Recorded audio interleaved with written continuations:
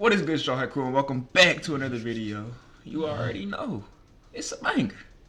Not any further ado, let's jump straight into it.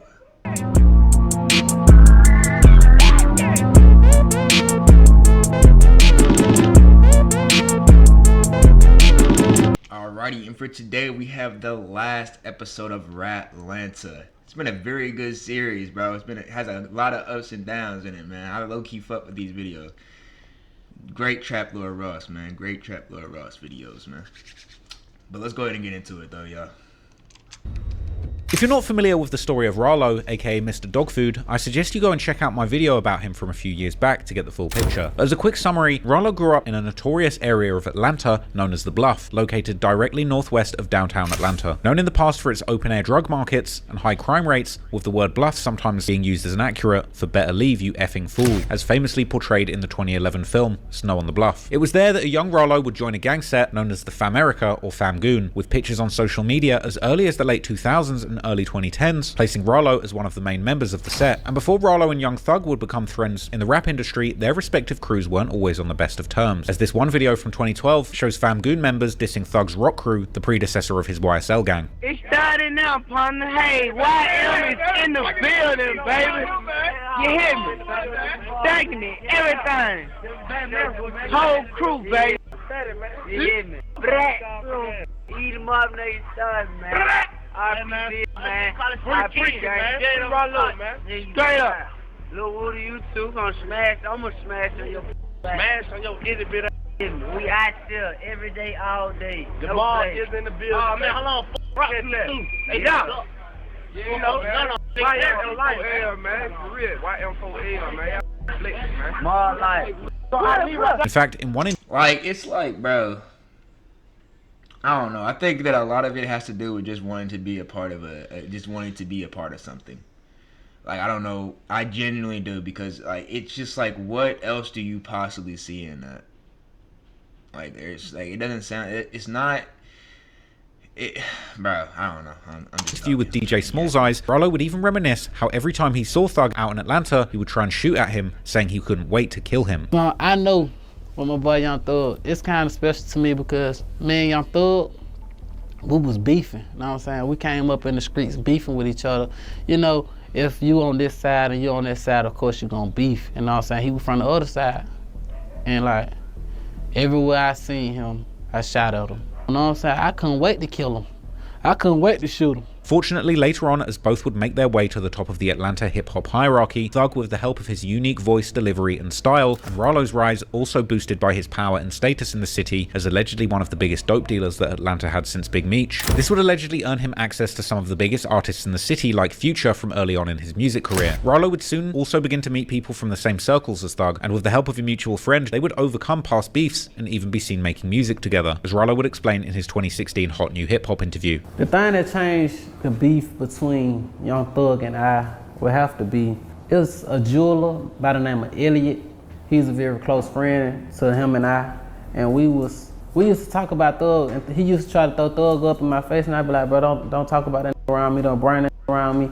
When I see him, I'm gonna shoot the shit out of him. He already know what's happening, because Thug was actually, he went pop, but Thug was actually in the streets also. He didn't make it to levels that I made it to and gained power in the streets, but he gained a lot of power in this industry. And one day the jeweler, Elliot, he was like, man, I know you ain't gonna wanna hear this about Thug, cause you don't like hearing about it, but Thug said that Rollo he a real gangster. He deserve everything he got. And even if he don't f with me, I f with him. And that line right there kinda like stole my heart. So I was like, I called everybody, I'm like, man, guns down on Young Thug, I f with him. He silent, then we started doing music together.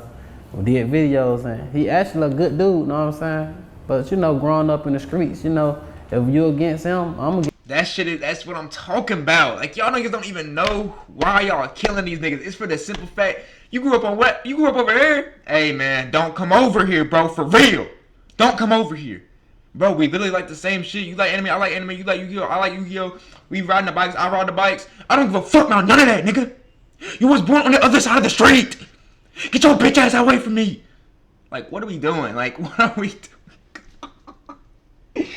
Like, come on, y'all. That shit sounds so stupid. That shit sounds so fucking dumb. Him too, it's mama, but he's actually a real good dude, silent, do anything for me. Unfortunately for Rollo, his run in the music industry didn't last too long, because as it turned out, he would never actually stop his run in the dope industry. And in April 2018, after Rollo was caught red-handed flying in hundreds of pounds of weed with a private jet to Atlanta, he and his famgoon partners were indicted on some serious federal charges. And on top of that, his bond would be denied after claims were made that he was still running his drug empire from behind bars. But eventually, in 2022, Rollo would end up receiving an 8-year sentence, but with over 4 years credit already claimed in time served and 1.5 years taken off for good behavior according to his team, Rollo was already looking to get out the following year. Not a bad outcome altogether, considering the alleged size of his dope empire, with one of the key people in Rollo's case, funnily enough, having been the Atlanta super lawyer Brian Steele, the very same man who would end up getting Thug his incredibly favourable plea deal just a few years later. But only months before Rollo was about to leave prison and make a triumphant return to the streets of Atlanta, with a reputation as the realest rapper who really did what he rapped about and took his time on the chin, a rumour would begin to circulate that he had broken the holy street code too, as his former friend and famgoon member, John Gene Doe, accused Rollo of snitching by replying to a #FreeRollo comment on Instagram with, "Nah, keep that rat." Then, in April, Rollo released his mixtape, 97 Months, from behind bars. He explained that 97 months was the exact period of time that he served in prison, served without cooperating or getting his sentence reduced. So, my biggest part about naming the project 97 months was due to the fact that was my sentence. I didn't get no charges reduced. I didn't get out a 5K1, meaning I wasn't cooperating. I didn't get no safety valve. I didn't qualify for none of that. None of the above shows that I had any sentence reduction whatsoever. A mixtape that John Doe refused to support, even taking to social media to criticize anyone prioritizing money over. Shit, I'd be pissed. I didn't get my sentence. I'd be like, damn, I'm on my best behavior. I don't even get good behavior. Fuck no, damn. I'd be pissed. I want everything y'all can give me to take some time off. I need that. For real, I need that. Over principles and working with rats, eventually getting the paperwork and confronting Rollo over the phone. John expressed his disappointment in Rollo lying about keeping it solid for 5 years. I'm reading your lawyer pleading on your behalf, trying to get this record sealed because of this information that you gave. You saying that you never said that you didn't do it, but you had me believing for 5 years that you kept it solid, dog. In fact, according to the paperwork, Rollo had cooperated with authorities just 2 months after his arrest, even giving them access to his phone. And in the paperwork, it say that in 2 months, y'all got locked up in April. In June 6th, you gave a proffer. And you gave up information. You gave them folk the code to your phone and let them review it in your presence. That's what the paperwork say. And despite Rollo's attempts to play down his cooperation, the paperwork alleged that he had provided information on heroin, meth, and marijuana operations and shootings. Where it say he is cooperating against heroin, methamphetamine, he knows about shootings and the marijuana. That's what the transcript say. His homie had expected him to do his time and stay solid. All these rappers pay that money to get out of jail. But we ain't these rap though. That what Listen, please consider this. I got caught with it on the plane. Say, what the f you thought I was gonna do? take your lick. Like, it's just some weed. Well, okay. Look, listen. Remember when before you got locked up, I used to always tell you, hey, don't do this. Hey, don't do that. Hey, I agree with you, Shay. and you used to tell me, it's just some weed. So if it's just some weed, why you ain't just go in there and chin up? But in some court transcripts of a hearing, his attorney, the great Brian Steele, was recorded telling the court that Rollo had provided information on a lot of people well known in the community, and insisting that the hearing be conducted. I was about to say, man, that is a rat. That is a rat. If he's talking about telling niggas like, yeah, this nigga sold for me, yeah, this nigga right here sold for me too, yeah, this nigga right here sold for me too, that's a rat. Because you had to do with that, and then you snitching on niggas. That's a rat. But I genuinely thought he was just going to tell them, like, yeah, no, I do know there is some dealings in methamphetamine. I know there's some dealings in this and this and that, but I don't know who does it. Under seal for security reasons. However, according to Rollo, this wasn't the full story, and he would take to social media to deny the snitching allegation. Yeah, I definitely would have hit the gunning method. Yeah, YSL is a game. And I do know some things are going on in there, but I don't know who doing the things. I don't know what's going on with the things. I just know that YSL is a gang and there's some shit going on in that motherfucker. That's all I know, man. saying, "I hate to see us as people continue to kick one another down. Our government has been taking advantage of our weakness and using it against us. We should know by now that we're stronger together and every enemy has weaknesses. When there's no loophole in a case, you gotta make a loophole. We must attack what they did wrong and focus less on our wrong. Never judge a book by its cover. Sometimes we have to read the entire book to know the truth behind the lies in the story. Know that everything isn't always what it seems to be. I never told y'all one lie in my life, and I swear by Allah that I never cooperated with the federal government. It's not one human being on earth that can say they in jail for Rollo. My dog food plug is dead. The person they accused of shooting for me is dead, and the other dude they questioned is dead. So they're not here to talk about it, and I'm ready to post all of the proof. Somebody make me an autobiography book cover, and I'm posting all the proofs now on Allah." He continued on the theme while Twitter reacted to the leaked call, hypothetically asking the question if paying someone to take a charge is considered snitching, hinting that whoever he had allegedly snitched on had received money in return for taking the charges. A statement that would go on to be contradicted by social media posts by 21 Savage, posting a picture of himself and Rollo, captioned, "The lawyer said you didn't tell on nobody but yourself," with Rollo responding, saying, "Can't nothing get past the goat of paperwork, 1090 Jake." This being a reference to an earlier video 1090 Jake had made about the situation. Feds knew everything that they needed, so they want to know about murders and shootings, and Rollo isn't talking about it.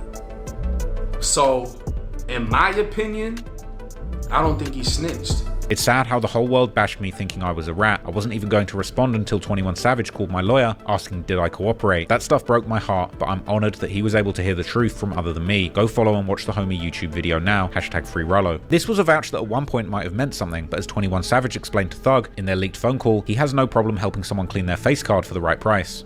I feel like you should have just made that come in. Like cleaned his face up and made him come in more. Like, if I need 80% of it, I need 70%.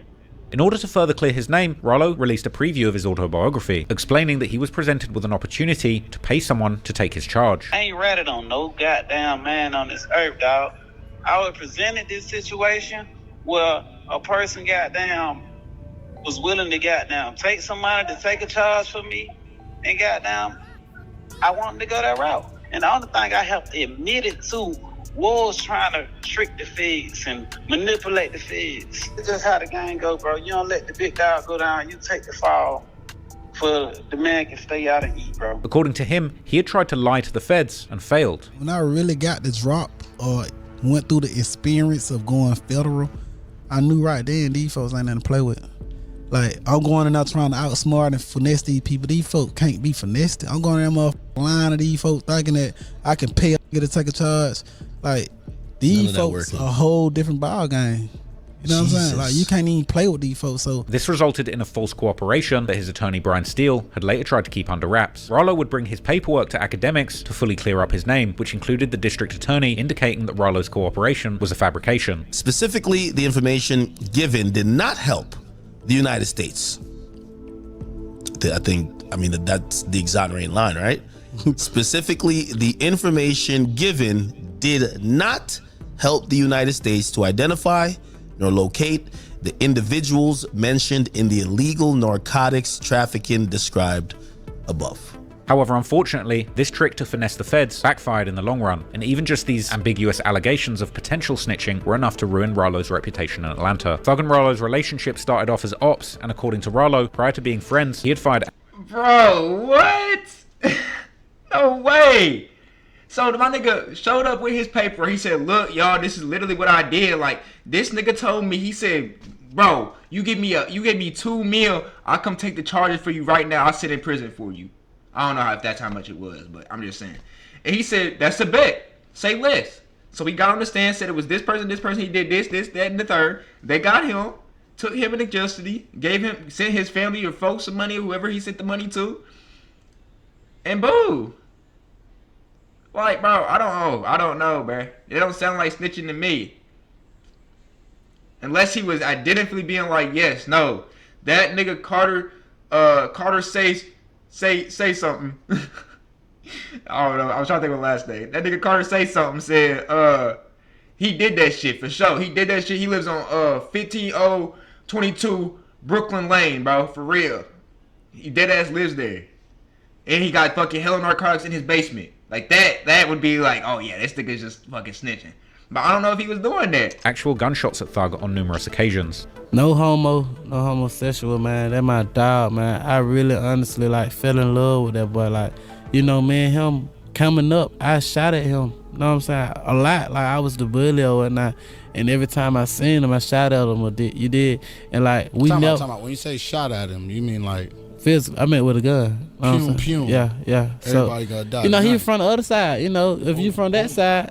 You from that side and you from this side, you know That's what I'm what saying? it is. However, they would develop a genuine friendship over time. So following his release from prison, Rollo expected nothing but love from Thug. Lil Baby blessed Rollo with a $50,000 gift for his return home. Another 50,000.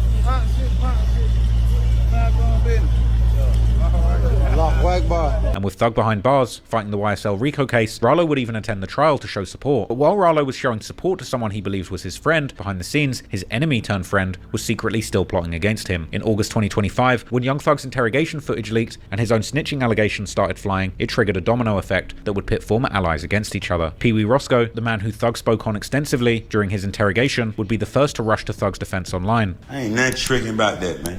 Come on, man. I love you, Jeffrey. You kept it overly real. Out of 30 motherfuckers, and only one I can look in the eye, cause you know by law, you my only co-defendant, man. Come on, man. At some point, Pee Wee turned his attention to Rollo and used him as a public example of what he considered a true snitch. How can you make something that is not? Like, you feel what I'm saying? Yeah, Rollo is a rat. Yeah, when you got your paperwork sealed in 5-1, come on, man. When you walk the federal compound, there before they say you couldn't take your paperwork off the pound. All that cap. Come on, man. Now that his name had been pulled into Thug's business for no reason, Rollo wasn't willing to back down. He hilariously clapped back at Roscoe, calling him a broke, unemployed D-rider. It's a sad day in Atlanta right now. We have an old homeless dude by the name of Roscoe who has lost his Section 8 apartment due to the fact he was found guilty of crime in the first degree. I no longer think that his sugar daddies will support his living arrangements due to the fact that the Department of Labor have cut off his unemployment check. Damn. And he lost his disability benefits. And he do not qualify for any Social Security benefits because riding is not a real job in the state of Georgia. In turn, Rollo dragged Pee Wee's own past snitching allegations into the light. What he did in jail? What Roscoe do in jail? He told on the phone they took his glasses. What they took from him? His glasses. They took Roscoe's glasses. And he told the police on the phone. And academics would post Rollo's paperwork on his behalf with the message that he was ready to throw hands. And he would quote one of Thug's tweets with these documents, which supported Rollo's claims that he had delivered. Well, I've lied to the feds for real, and you still called Lil Baby and told him to cut me off because I wasn't right. So now you gonna have to go through what me and Gunna went through, and we waiting on that gospel album too, twin.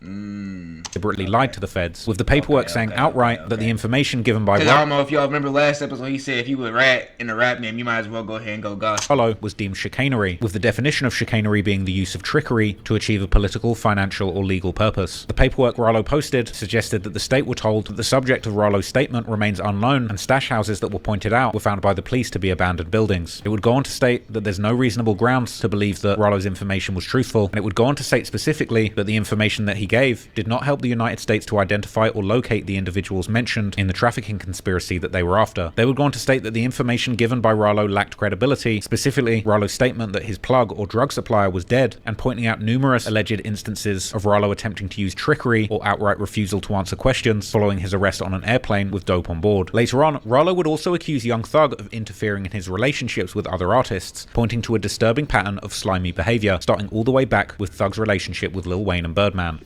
The first thing Thug did was try to turn Birdman against Lil Wayne. Try to take his album name, try to motherfucker, that lame. Then he tell on that's supposed to handle the business. When he got in there, why he had a name? I don't even want to do no lame like that and speak on it, but he ain't had to name him motherfucker album the bottle or nothing. That's everybody know Lil Wayne is Lil Wayne. He the motherfucker go. Everybody know he had Carter 1, 2, 3. I'm just giving you emphasis from beginning to the end. All he ever did was do lame shit. The whole mother is about this doing lame. Rollo would call out Thug for trying to turn the world against Rich Homie Quan and YFN Lucci. Then he turned on Rich Homie Quan, tried to turn the whole world against Rich Homie Quan. Then he turned around and took the whole world against YFN Lucci. Whole world. Bro, I'm not gonna lie. This is just a bunch of this is literally dead ass just a shit ton of street politics, bro. Like, this shit is so annoying to have to just surf through and go through and fucking dig and just see oh, well, he did this, so this guy's all like this, and this guy's like this, so I can't trust this, and this, and then so if I can't trust this guy, then I know I can't trust this. Like, bro, is it worth it? Is it dead ass worth it? Is it dead ass worth it? Like, the money cannot be, well, actually, maybe if you're a rapper too, and in the streets at the same time, the money coming in good, but is the money worth it, bro? Is the money worth it for all these fucking problems you gotta go through with it? I don't think so. Everybody go against Lucci. And then once Thug started beefing with Atlanta rapper Future, Rollo started getting calls about that, and once Gunna started surpassing people in the industry, Thug turned everyone against him. Then he turned around, he was beefing with Future, calling my phone. Future, calling Future. Like, going back and forth on the motherfucking net. Boom! Then he turned around, he see Gunna surpassing every in the industry. Now he called to the street, turned everybody in the world against motherfucking Gunna. Rollo would even claim that Thug had convinced Lil Baby to distance himself. I'm not gonna lie, Thug, you have been doing lame shit this whole video. You've been kind of pillow talking a little bit. You know what I'm saying? Like, you just been disrespecting niggas, talking crazy about niggas, saying niggas is this, niggas is that, putting crazy accusations on niggas. You have been disrespecting this whole video. I can't From Rollo. Then, me and Lil Baby, we go to the motherfucking dentist. I'm getting my teeth did. Then, you know, Lil Baby welcome me home. He happy to see me. He old Thug.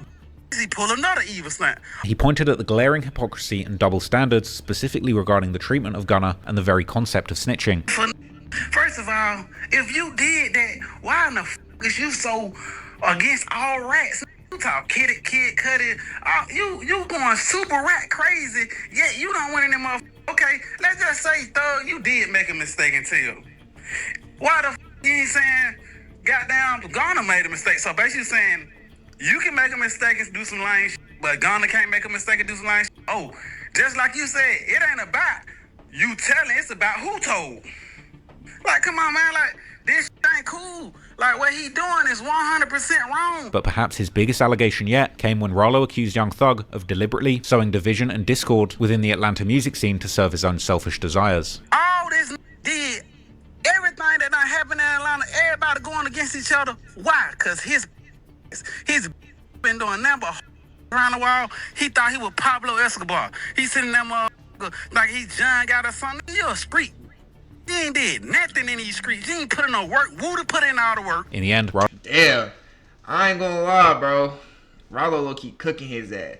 Because at the end of the day, Thug should have came out once we all seen that fucking hour-long footage of this nigga just snitching. Thug should have came out and been like, you know what, y'all? I'm either I made a mistake, I did tell a little bit too much, but here's what it is, yada yada, broke it down. Or he should have been like, and then he should have also, on the mistake part, he should have been like, yeah, and you know what I'm saying, Gunna, I apologize for what I said about you, bro. I understand. I look back at the court things, and I understand that you really didn't have nothing to do with that. That would have cleared his name so heavy. Or he should have just took it on the chin and be like, yes, I did snitch. You know what I'm saying? And he should have just destroyed the whole street image as a whole right there and then. But, hey, fuck it. Rollo's confrontation with Young Thug would prove to be far more significant than just rap beef or the snitching controversy. It painted a disturbing portrait of Young Thug as perhaps a calculated puppet master who had spent years orchestrating chaos within the city's hip-hop community for his own benefit and to feed his narcissism. But more importantly, it's safe to say that the streets of Atlanta would never look at Young Thug the same, as the man once considered to be the realest rapper in the city ultimately turned out to be one of its most duplicitous frauds.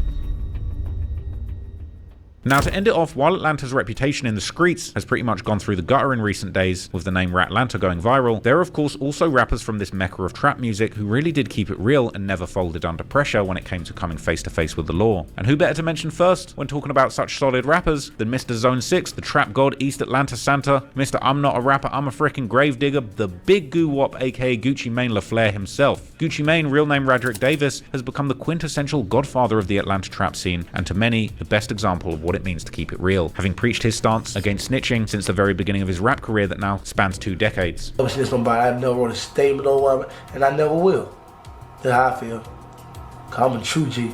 I know. On May the 10th, 2005, at the peak of his feud with fellow Atlanta rapper Jeezy, 5 men allegedly attempted to rob Gucci Mane following a $10,000 bounty being placed on his ice cream cone chain, a claim that appeared in Jeezy's Stay Strapped diss track towards Gucci. Acting in what he claimed was self-defense, Gucci retrieved a weapon and fired at his assailants, ending a robbery attempt and killing 1 man, Henry Clark III, better known in the streets as Pookie Loke, whose body would even be found days later in the yard of a local middle school. Shortly after, police would put out a warrant for Gucci's arrest, and 9 days after the incident on May the 19th, 2005, Gucci would voluntarily surrender to police investigators, maintaining that the shots fired by him were in self-defense, posting bail less than a week after and eventually beating the case, becoming one of the few rappers with the so-called legal body under his belt. This early experience set the pattern for what would become a recurrent theme throughout Gucci's career, as he would maintain his anti-snitching principles even when faced with serious charges. Throughout his numerous arrests and street battles, Gucci famously maintained that he would never snitch, a position that arguably resulted in lengthier incarcerations.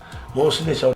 We stand down for ourselves. Like, if you gon' be like that, be like that. Like that's a good way to be. That's a good. If you going to be saying I'm a street nigga, I'm never gonna fall, I'm never gonna do this, then you better be that. Because if you gonna say all this and then you gonna snitch, what's the point of even saying it? Nigga, you might as well just said your ass was a civilian, nigga. You might as well said you might as well said you a snitch. Shit, like there's no point in acting like this if you gonna just switch up. If you gonna do it, do it. If not, then you need to put this persona on. It's okay. If I gotta go, I'm gonna go. I done went before. I don't want to snitch on to save nobody's life, not even my own. I die. If I snitch on, that's on my mama. After one wild codeine-induced public crash-out period around 2013, Gucci would eventually in 2014 land himself in federal prison, being sentenced for firearm charges and facing a substantial amount of time behind bars during the peak of his career. But eventually in 2016, Gucci Mane emerged a free man without having cooperated with authorities, and more importantly, like Gunna, a new man who had left drugs and other bad vices behind him for good, focusing instead on what truly mattered: his health, getting in impeccable shape, swapping the lean gut for a chiseled six-pack, his family, and his career, and returning to music as a true powerhouse in the industry. But Gucci is far from the only Atlanta rapper known for staying solid even in hard times. Sterling Penix Jr., or Hood Rich Pablo Juan as he's professionally known, is a newer generation Atlanta rapper who, just like Gucci, had stayed true to the street code, building his career through a string of mixtapes before actually signing to Gucci Mane's 1017 Records. Pablo Juan's trajectory, however, was derailed in October 2020 when he was swept up in a major RICO investigation targeting the Rolling 20s Neighborhood Bloods gang. The sweep resulted in 45 arrests, with Pablo Juan being hit with 92 RICO counts, 59 Georgia Street